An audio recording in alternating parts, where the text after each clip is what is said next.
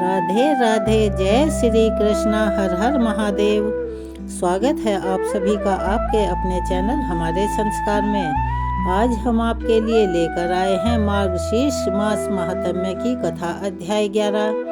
लेकिन इस कथा का अध्याय सुनाने से पहले हम आज सभी आपको सुनाने जा रहे हैं भगवान श्री विष्णु जी की स्तुति, जिससे कि जगत के पालनहार और सृष्टिकर्ता भगवान श्री हरि विष्णु को समर्पित श्री हरि विष्णु स्तोत्र पाठ की रचना श्री आचार्य ब्रह्मानंद जी के द्वारा की गई है।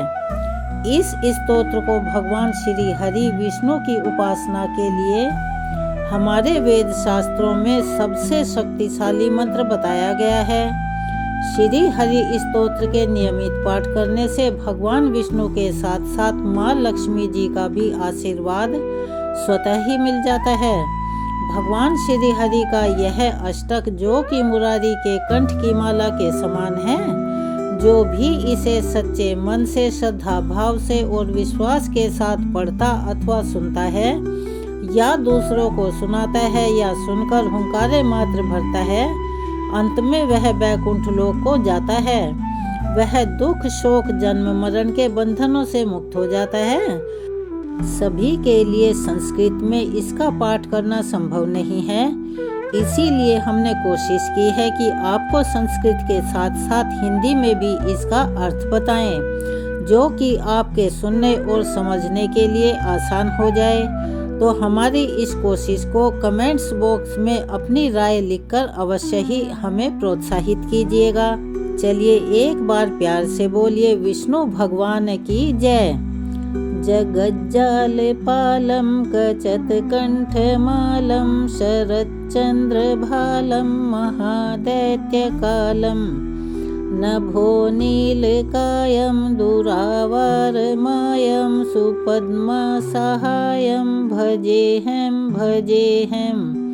अर्थात जो समस्त जगत के रक्षक हैं, जो गले में चमकता हार पहने हुए हैं, जिनका मस्तक शरद ऋतु में चमकते चंद्रमा की तरह है, और जो महादैत्यों के काल हैं, आकाश के समान जिनका रंग नीला है, जो अजय मायावी शक्तियों के स्वामी हैं, देवी लक्ष्मी जिनकी साथी हैं, उन भगवान विष्णु को मैं बारंबार भजता हूँ। सदाम्बोधिवासं गलत पुष्पहासं जगत सन्निवासं शतादित्य भासं गदा चक्र शस्त्रं लसत्पीत वस्त्रं हसच्चारुवक्त्रं भजेहं। अर्थात जो सदा समुद्र में वास करते हैं, जिनकी मुस्कान खिले हुए पुष्पों की भांति है, जिनका वास पूरे जगत में है, जो 100 सूर्यों के समान प्रतीत होते हैं, जो गदा चक्र और शस्त्र अपने हाथों में धारण करते हैं, जो पीले वस्त्रों से सुशोभित हैं, और जिनके सुंदर चेहरे पर प्यारी सी मुस्कान हमेशा खिली रहती है, उन भगवान विष्णु को मैं बारंबार भजता हूँ। रमाकंठहारं श्रुतिर्वातसारं जलांतर्विहारं धराभारहारं चिदानन्दरूपं मनोज्ञस्वरूपं घृतानेकरूपं भजेहं। अर्थात जिनके गले के हार में देवी लक्ष्मी का चिन्ह बना हुआ है, जो वेदवाणी के सार हैं, जो जल में विहार करते हैं और पृथ्वी के भार को धारण करते हैं, जिनका सदा आनंदमयी रूप रहता है और मन को आकर्षित करता है, जिन्होंने अनेकों रूप धारण किए हैं, उन भगवान विष्णु को मैं बारंबार भजता हूँ। जराजन्महीनं परानंदपीनं समाधानलीनं सदैवानवीनं जगज्जन्म हेतुं सुरानीक केतुं त्रिलोकैक सेतुं भजेहं। अर्थात जो जन्म और मृत्यु से मुक्त हैं, जो परमानंद से भरे हुए हैं, जिनका मन हमेशा स्थिर और शांत रहता है, जो हमेशा नूतन यानी नए प्रतीत होते हैं, जो इस जगत के जन्म के कारण है, जो देवताओं की सेना के रक्षक हैं, और जो तीनों लोकों के बीच सेतु हैं, उन भगवान विष्णु को मैं बारंबार भजता हूँ। कृतमग्नगानं खगादिशयानं विमुक्तेर्निदानं हरारतिमानं स्वभक्तानुकूलं जगद्द्रक्ष्यमूलं निरस्तार्थशूलं भजेहम्। अर्थात जो वेदों के गायक हैं, पक्षी राज गरुड़ की जो सवारी करते हैं, जो मुक्ति दाता हैं और शत्रुओं का मान हरते हैं, जो भक्तों के प्रिय हैं, जो जगत रूपी वृक्ष की जड़ हैं और जो सभी दुखों को निरस्त कर देते हैं, मैं उन भगवान विष्णु को बारंबार भजता हूँ। समस्तामरेशं द्विप्रेफाभकेशं जगद्दिम्बलेशं हृदयकाशदेशं सदा दिव्यदेहं विमुक्ताखिलेहं सुवैकुण्ठगेहं भजेहम्। अर्थात जो सभी देवताओं के स्वामी हैं, काली मधुमक्खी के समान जिनके केशों का रंग है, पृथ्वी जिनके शरीर का हिस्सा है और जिनका शरीर आकाश के समान स्पष्ट है, जिनका शरीर सदा दिव्य है, जो संसार के बंधनों से मुक्त हैं, वैकुंठ जिनका निवास है, मैं उन भगवान विष्णु को बारंबार भजता हूँ। सुराली बलिष्ठम त्रिलोकी वरिष्ठम गुरुनाम गरिष्ठम स्वरूपैकनिष्ठं सदा युद्धधीरं महावीर वीरं भवाबोधिधीरं भजेहम्। अर्थात जो देवताओं में सबसे बलशाली हैं, त्रिलोकों में सबसे श्रेष्ठ हैं, जिनका एक ही स्वरूप है, जो युद्ध में सदा विजयी हैं, जो वीरों में वीर हैं, जो सागर के किनारे पर वास करते हैं, उन भगवान विष्णु को मैं बारंबार भजता हूँ। रमावाम भागम तलालग्ननागम कृताधीनयागम गतारागरागम मुनीन्द्र सुगीतं सुरः संपरीतं गुणोघैरतीतं भजेहम्। अर्थात जिनके बाईं ओर लक्ष्मी जी विराजित होती हैं, जो शेषनाग पर विराजित हैं, जो राग रंग से मुक्त हैं, ऋषि मुनि जिनके गीत गाते हैं, देवता जिनकी सेवा करते हैं और जो गुणों से परे हैं, मैं उन भगवान विष्णु को बारंबार भजता हूँ। इदं यस्तु नित्यं समाधाय चित्तं पठेदष्टकं कष्टहारं मुरारे स विष्णोर्विशोकं ध्रुवं याति लोकं जराजन्म शोकं पुनर्विन्दते नो। अर्थात भगवान हरि का यह अष्टक, जो कि मुरारी के कंठ की माला के समान है, जो भी इसे सच्चे मन से पढ़ता है वह वैकुंठ लोक को प्राप्त होता है, वह दुख शोक जन्म मरण के बंधन से मुक्त हो जाता है। यहाँ पर यह स्तोत्र समाप्त होता है। इति श्री परमहंस स्वामी ब्रह्मानंद विरचितम श्री हरि स्तोत्रम संपूर्णम। भगवान श्री हरि की आराधना करने के लिए धर्म ग्रंथों में कुछ दिव्य मंत्र बतलाए गए हैं। इन दिव्य मंत्रों से हमारे आराध्य देव अति प्रसन्न होते हैं। श्री हरि स्तोत्र को भगवान श्री हरि की स्तुति के लिए सबसे शक्तिशाली और प्रभावी मंत्र बताया गया है। इससे के जाप से नारायण की असीम कृपा मिलती है। सृष्टि के पालनहार श्री हरि की कृपा जिस पर होती है उसका तो जीवन ही धन्य हो जाता है। श्री विष्णु के स्मरण से मनुष्य के सारे पाप और कष्ट स्वतः ही दूर हो जाते हैं। चलिए एक बार प्यार से बोलिए श्री विष्णु भगवान की जय। अब हम आपको सुनाने जा रहे हैं आज के अध्याय का आगे का वृतांत। भगवान श्री कृष्ण ने कहा कि समस्त देवताओं के अंश भूतल पर जाएं। हे ब्राह्मण, वे राजकुमार होकर युद्ध में मेरे सहायक बनेंगे। कमला की कला से 16,000 राजकन्याएं प्रकट होंगी। वे सब की सब मेरी रानियां बनेंगी। वे धर्मदेव अंश रूप से पांडु पुत्र युधिष्ठिर होंगे। वायु के अंश से भीमसेन का और इंद्र के अंश से साक्षात अर्जुन का प्राकट्य होगा। अश्विनी कुमारों के अंश से नकुल और सहदेव प्रकट होंगे। सूर्य का अंश वीरवर कर्ण होगा और साक्षात यमराज विदुर होंगे। कली का अंश दुर्योधन, समुद्र का अंश शांतनु, शंकर जी का अंश अश्वत्थामा और अग्नि का अंश द्रोण होगा। चंद्रमा का अंश अभिमन्यु के रूप में प्रकट होगा। स्वयं वसुदेवता भीष्म होंगे। कश्यप के अंश से वसुदेव और अदिति के अंश से देवकी होंगी। वसु के अंश से नंदगोप का प्रादुर्भाव होगा। वसु की पत्नी यशोदा जी होंगी। कमला के अंश से द्रौपदी होंगी, जिनका प्रादुर्भाव यज्ञ के कुंड से होगा। अग्नि के अंश से महाबली धृष्टद्युम्न का जन्म होगा। शतरूपा के अंश से सुभद्रा प्रकट होंगी, जिनका जन्म देवकी के गर्भ से होगा। देवता लोग भारहारी होकर अपने अंश से अब पृथ्वी पर अवतीर्ण हों, इसी प्रकार देव पत्नियां भी अपनी कला से भूतल पर पधारें। नारद ऐसा कहकर भगवान श्री कृष्ण मौन हो गए। वह सारा विवरण सुनकर प्रजापति ब्रह्मा जी वहां अपने स्थान पर जा बैठे। हे देव ऋषि, श्री कृष्ण के बाएं भाग में वाग्देवी सरस्वती थी, दाहिने भाग में लक्ष्मी जी थी। अन्य सभी देवता और पार्वती देवी सामने थे। गोप और गोपिकाएं भी उनके सामने ही बैठी थी। श्री राधा श्याम सुंदर के वक्ष स्थल में विराजमान थी। उसी समय ब्रजेश्वरी राधा जी अपने प्रीतम से बोली। राधिका जी ने कहा, हे नाथ, मैं कुछ कहना चाहती हूँ। हे प्रभु, इस दासी की इस बात को भी सुन लीजिए। हे मेरे प्राणाधार, चिंता से मेरे प्राण निरंतर जल रहे हैं। मेरा मन चंचल हो रहा है। आपकी ओर देखते समय मैं पल भर के लिए भी आंख बंद करने या पलक झपकने में भी असमर्थ हो जाती हूँ। फिर प्राणनाथ, आपके बिना इस भूतल पर मैं अकेली कैसे जी पाऊंगी। हे प्राणेश, हे जीवन बंधु, सच बताओ, वहाँ गोकुल में कितने समय के बाद आपके साथ मेरा मिलन होगा। आपको देखे बिना एक पल भी मेरे लिए 100 युगों के समान हो जाता है। और वहाँ मैं किससे देखूंगी, कहाँ जाऊंगी, कौन मेरी रक्षा करेगा।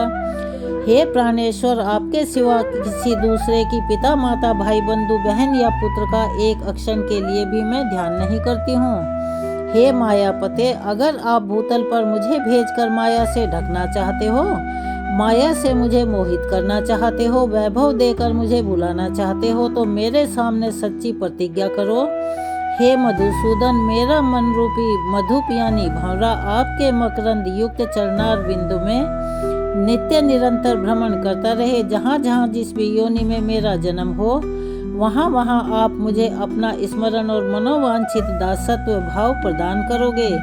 मैं भूतल पर कभी भी इस बात को ना भूलूं कि आप मेरे प्रीतम श्री कृष्ण हो और मैं आपकी प्रेयसी राधिका हूँ, और हम दोनों का प्रेम सौभाग्य शाश्वत है। प्रभु, यह उत्तम वर मुझे दो।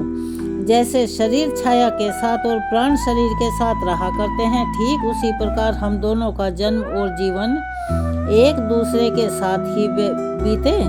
हे विभो, यह श्रेष्ठ वर मुझे दे दो। भगवान भूतल पर पहुंचकर भी कहीं हम दोनों का पल भर के लिए भी वियोग न हो, हम पल भर के लिए भी एक दूसरे से अलग न हो, यह वरदान मुझे दे दीजिए।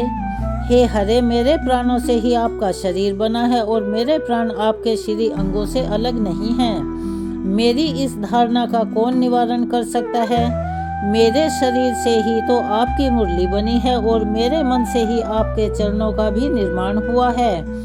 कहने का मतलब यह है कि प्रभु, मैं आपकी मुरली को अपना शरीर मानती हूँ और मेरा मन आपके चरणों से कभी अलग ही नहीं होता। संसार में कितने ही ऐसे स्त्री पुरुष हैं जो सामने एक दूसरे की स्तुति करते हैं यानी बड़ाई करते हैं, लेकिन कहीं भी अपने प्रियतम में निरंतर आसक्त रहने वाली मुझ जैसी प्रेयसी नहीं है। आपके शरीर के आधे भाग से किसने मेरा निर्माण किया है। हम दोनों में तो भेद है ही नहीं, इसीलिए मेरा मन लगातार आप में ही लगा रहता है। मेरी आत्मा, मेरा मन और मेरे प्राण जिस तरह से आप में स्थापित हो गए हैं प्रभु, उसी तरह से आपका मन, प्राण और आत्मा भी मुझ में ही स्थापित हैं। इसीलिए विरह की बात कान में पड़ते ही मेरी आंखों से पलकों का गिरना भी बंद हो गया है, यानी मैं आंख झपकाना भी भूल गई हूँ। हम दोनों की आत्माओं के मन प्राण निरंतर जल रहे हैं।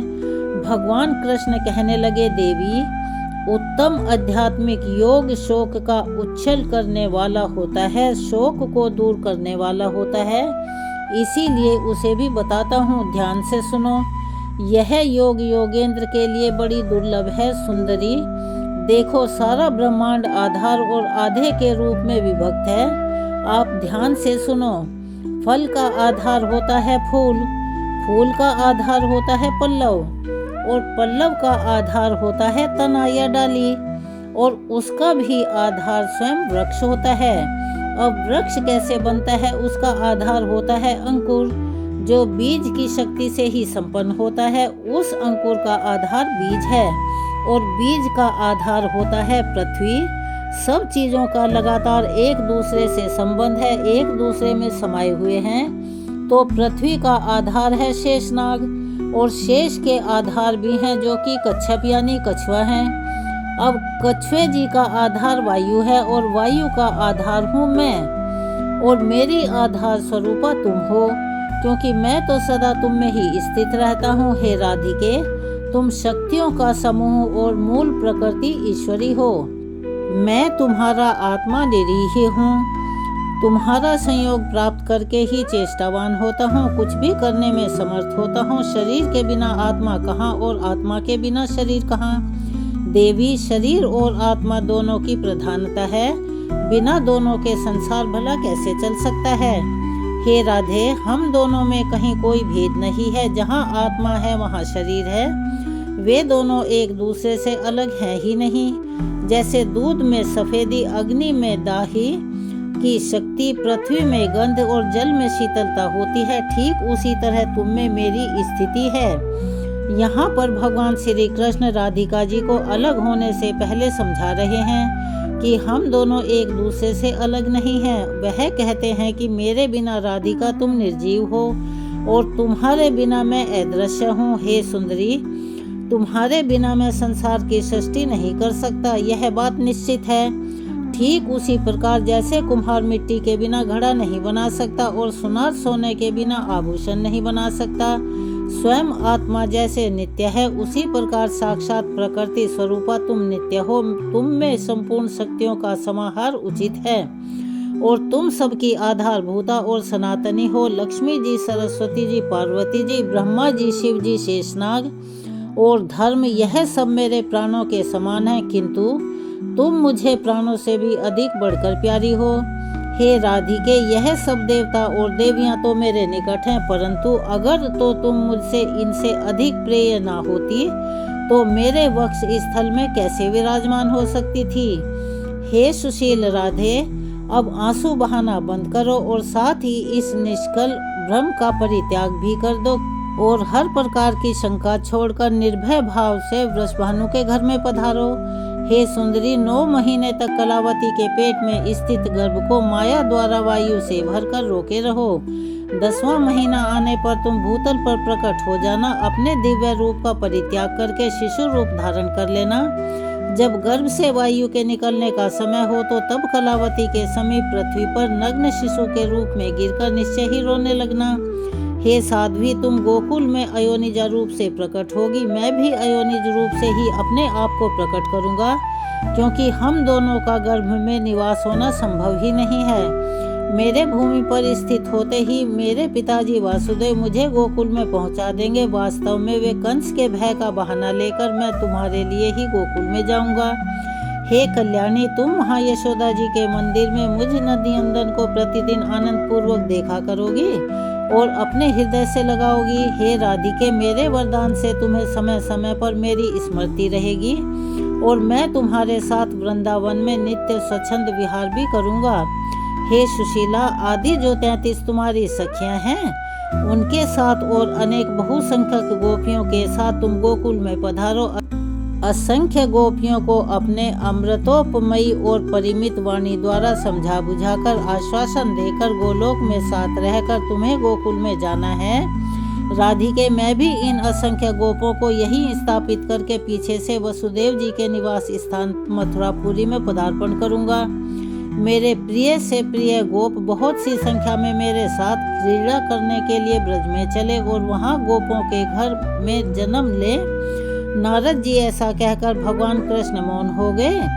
देवता और देवियां, गोप और गोपिकाएं वहीं ठहर गई। ब्रह्मा, शिव, धर्म, शेषनाग, पार्वती, लक्ष्मी और सरस्वती जी ने बड़ी प्रसन्नता के साथ परात्पर श्री कृष्ण की स्तुति की। उस समय उनके विरह ज्वर से व्याकुल होकर, प्रेम विवल होकर गोपों और गोपियों ने भी भक्ति भाव से वहां श्री कृष्ण की स्तुति करके उनके चरणों में अपना मस्तक झुकाया। और विरह वेदना से कातर हुई पूर्ण मनोरथ राधा ने भी अपने प्राणों से भी अधिक अपने प्रीतम हृदय वल्लभ श्री कृष्ण का भक्ति भाव से स्तवन किया। उस समय श्री राधा के नेत्रों में आंसू भरे हुए थे। वे अत्यंत दीन और भय से व्याकुल दिखाई दे रही थी। उन्हें इस अवस्था में देखकर स्वयं श्री हरि ने सांत्वना देने के लिए यह सच्ची बात कही कि हरि अर्थात श्री कृष्ण बोले, प्राणादिके महादेवी अब सुस्थिरा हो जाओ, भय का त्याग कर दो। जैसी तुम हो वैसा ही मैं भी हूँ। मेरे रहते भला तुम्हें किस बात की चिंता है। श्री दामा के श्राप की सत्यता के लिए कुछ समय तक मेरे साथ तुम्हारा वियोग रहेगा। तुम मुझसे कुछ ही समय के लिए दूर रहोगी, फिर मैं मथुरा में आ जाऊंगा। वहाँ भूतल का भार उतारना, माता पिता को बंधन से छुड़ाना, माली दर्जी और कुब्जा का उद्धार करना, काल यवन को मरवाकर मुक्षुक को मोक्ष देना, द्वारका का निर्माण, राजसूय यज्ञ का दर्शन, 16,110 राजकन्याओं के साथ विवाह करना, शत्रुओं का दमन, मित्रों का उपकार, वाराणसीपुरी का दहन, महादेव जी को जन्म भाराणस्त से बांधना, बाणासुर की भुजाओं को काटना, पारिजात का अपहरण, अन्य कर्मों का संपादन, प्रभास तीर्थ की यात्रा में जाना, वहां मुनि मंडली का दर्शन करना, ब्रज के बंधुजनों से बातचीत करना, पिता के यज्ञ का संपादन और वही शुभ वेला में फिर से तुम्हारे साथ मिलन और गोपियों का साक्षात्कार आदि, यह सारे कार्य तो मुझे ही करने हैं। फिर तुम्हें अध्यात्म ज्ञान का उपदेश देकर वास्तव में तुम्हारे साथ नित्य मिलन का सौभाग्य भी प्राप्त करूंगा। इसके बाद मेरे साथ दिन रात तुम्हारा संयोग बना रहेगा, कभी भी एक क्षण के लिए वियोग नहीं होगा। इतना ही नहीं, वहां से तुम्हारे साथ मेरा पुनः ब्रज में आगमन होगा। हे प्राण वल्लभे, वियोग काल में भी स्वप्न में तुम्हारे साथ मेरा सदैव मिलन होता रहेगा। तुमसे बिछड़कर द्वारका में जाने पर मेरे और मेरे नारायण के द्वारा उपर्युक्त कार्य संपादित होते रहेंगे। फिर वृंदावन में तुम्हारे साथ मेरा निवास होगा। फिर माता पिता और गोपियों के शोक का पूर्णतः निवारण होगा। भूतल का भार उतारकर तुम्हारे और गोपियों के साथ मेरा पुनः गोलोक में आगमन हो जाएगा। हे राधे, मेरे अंशभूत जो नित्य परमात्मा नारायण है, वे लक्ष्मी सरस्वती के साथ वैकुंठ लोक को पधारेंगे। धर्म और मेरे अंशों का निवास स्थान श्वेत द्वीप में होगा।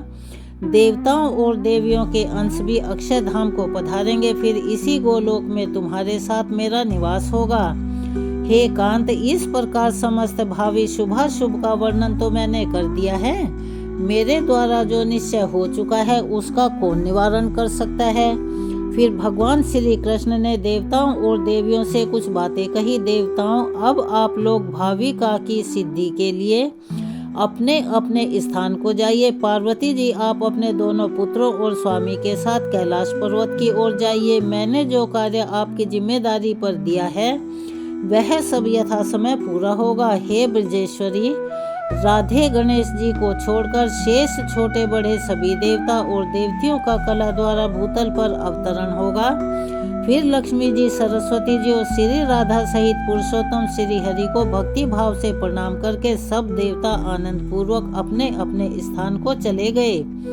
श्री हरि ने जिस कार्य का आयोजन करना था उसे सफल बनाने के लिए वे बड़ी व्यग्रता पूर्वक भूतल पर पधार गए, क्योंकि स्वामी का बताया हुआ स्थान देवताओं के लिए भी दुर्लभ था। भगवान श्री कृष्ण ने राधा रानी से कहा, प्रिय, तुम पूर्व निश्चित गोपियों के समुदाय के साथ अब वृषभानु के निवास गृह को पधारो। मैं भी मथुरापुर में वसुदेव के घर जाऊंगा। फिर कंस के भय का बहाना बनाकर गोकुल में तुम्हारे पास आ जाऊंगा। लाल कमल के समान नेत्रों वाली श्री राधा श्री कृष्ण को प्रणाम करके प्रीतम श्री कृष्ण से अलग होने के भय से कातर होकर उनके सामने ही फूट फूट कर रो पड़ी।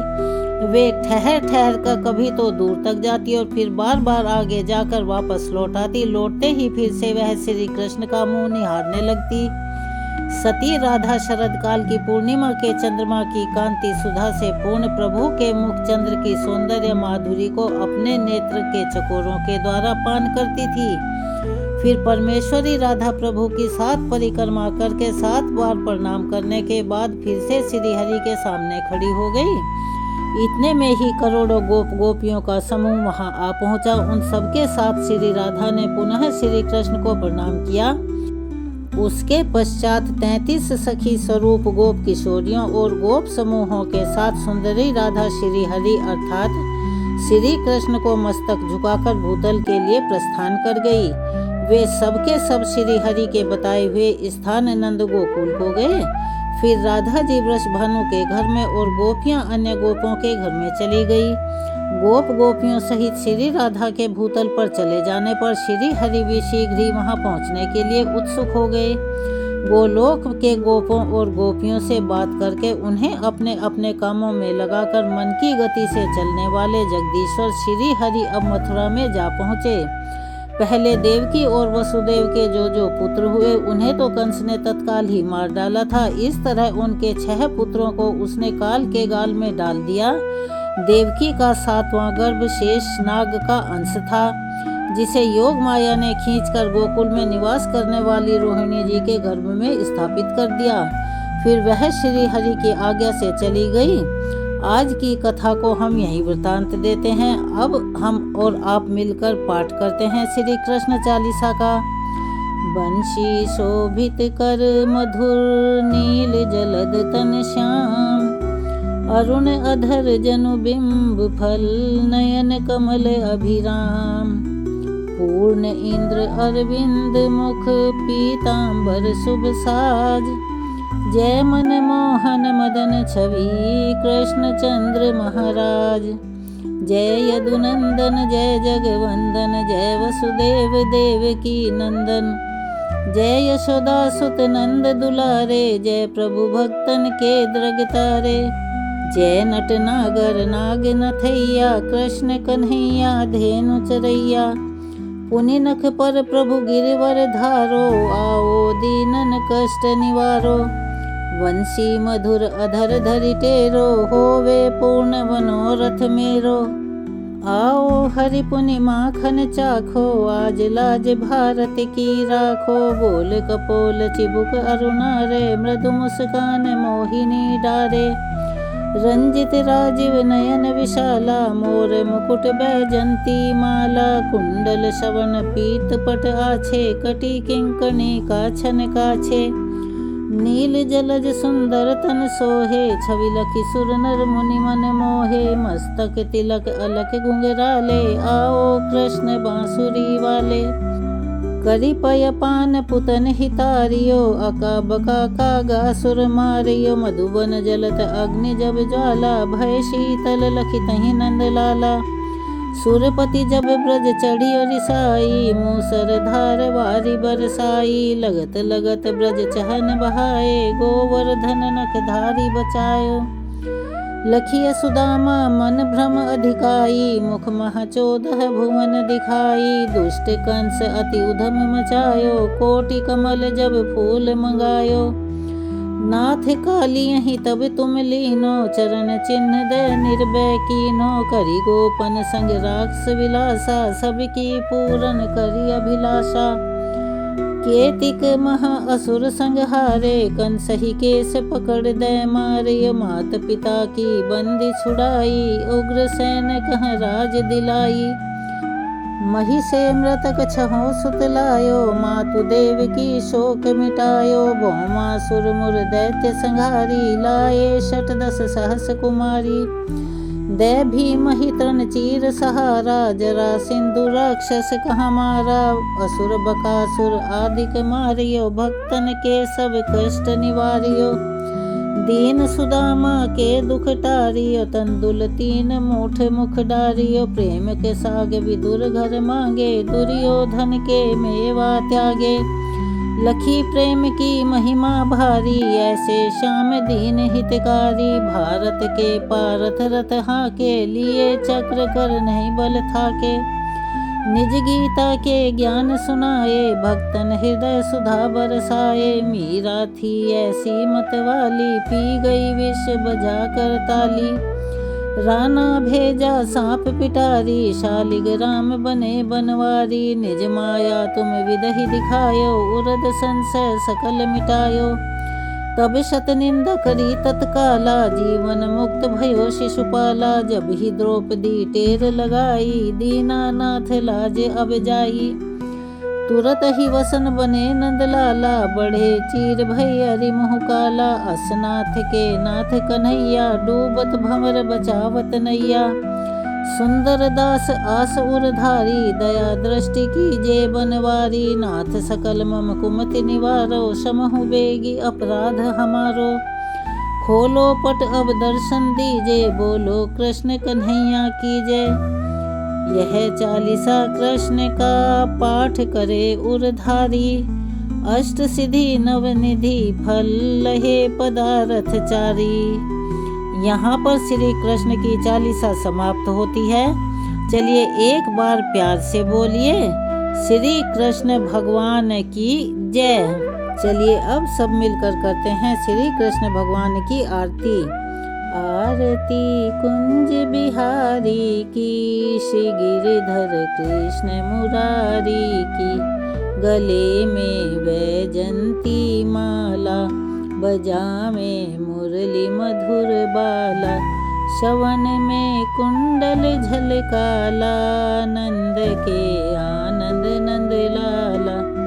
आरती कुंज बिहारी की, श्री गिरधर कृष्ण मुरारी की। गगन सम अंग कांति काली, राधिका चमक रही आली। लतन में ठाड़े बनमाली, भ्रमर सी अलक कस्तूरी तिलक। चंद्र सी झलक ललित छवि श्यामा प्यारी की। आरती कुंज बिहारी की, श्री गिरधर कृष्ण मुरारी की। कनकमय मोर मुकुट बिल से, देवता दर्शन को तरसे। गगन सो सुमन राशि बरसे, बजे मुरचंग मधुर मृदंग। ग्वालिन संग अतुल रति गोप कुमारी की। श्री गिरधर कृष्ण मुरारी की। आरती कुंज बिहारी की, श्री गिरधर कृष्ण मुरारी की। जहाँ ते प्रकट भई गंगा, कलुष कलिहारिणी श्री गंगा। स्मरण ते होत मोह भंगा, बसी शिव शीस जटा के बीच। हरे अघ कीच चरण छवि श्री बनवारी की। श्री गिरधर कृष्ण मुरारी की। आरती कुंज बिहारी की, श्री गिरधर कृष्ण मुरारी की। चमकती उज्ज्वल तट रेणु, बज रही वृंदावन बेनु। चहूँ दिशि गोपी ग्वाल धेनु, हसत मृदु मंद चांदनी चंद। कटन पव फंद टेर सुन दीन दुखारी की। श्री गिरधर कृष्ण मुरारी की। आरती कुंज बिहारी की, श्री गिरधर कृष्ण मुरारी की। कृष्ण भगवान की आरती यहाँ संपूर्ण होती है। आप सभी से निवेदन है, अगर आप चैनल पर नए हैं तो प्लीज़ चैनल को सब्सक्राइब करें, वीडियो को लाइक करें, ज़्यादा से ज़्यादा शेयर करें, बेल आइकन को भी अवश्य ही दबाएं। कमेंट्स बॉक्स में जय श्री कृष्णा, राधे राधे, हर हर महादेव लिखना ना भूलें। अपना प्यार और सहयोग हमें ऐसे ही प्रदान करते रहें, क्योंकि आपका प्यार और सहयोग हमारे लिए अनमोल होता है और हमारे हौसलों को तो बुलंद करता ही है, हमारी मदद भी करता है।